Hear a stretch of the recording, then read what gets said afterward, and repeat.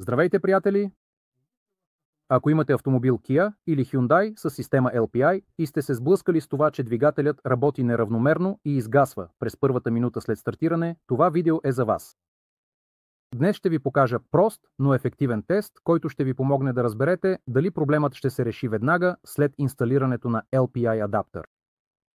Този метод се нарича метод на двойното прокачване. Този метод позволява да се проверят едновременно няколко елемента, дали в горивната система налягането на газа се задържа добре в дългата горивна магистрала, която се намира между двата електромагнитни клапана. А също така да се провери достатъчността на циркулацията на газа и косвено да се провери работата на регулатора на налягането. Много коли са докарани от Корея, първоначално работят идеално на остатъците от корейски газ в резервоара, но щом ги заредите с местен газ, как започват проблемите при стартиране? Това се дължи и на особеностите на местната газова смес. Нека започнем теста. Първо, двигателят трябва да се загрее до работна температура. Второ, изключваме двигателя и оставяме колата на мира за 20-30 минути. Сега са минали около 20 минути. Качваме се в колата.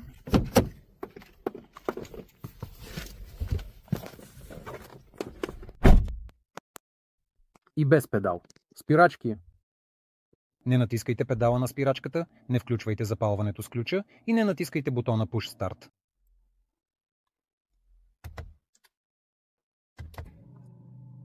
След като иконата LPI изгасне, помпата се изключва и изпомпването е приключило. Изключете запалването напълно. След това чакаме около 5 секунди. Задължително е да се поддържа тази пауза. Паузата се запазва. И този път вече натискаме педала на спирачката.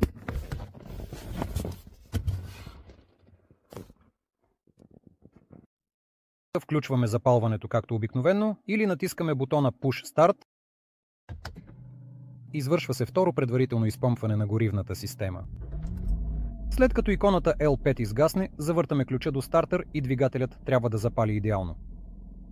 Ако вашият двигател не започне да работи на 3 цилиндъра и не изгасне през първата минута от теста след метода на двойното изпомпване, тогава можете да монтирате LPA адаптер и той ще ви помогне уверено да стартирате двигателя от първия път и няма да работи на 3 цилиндъра.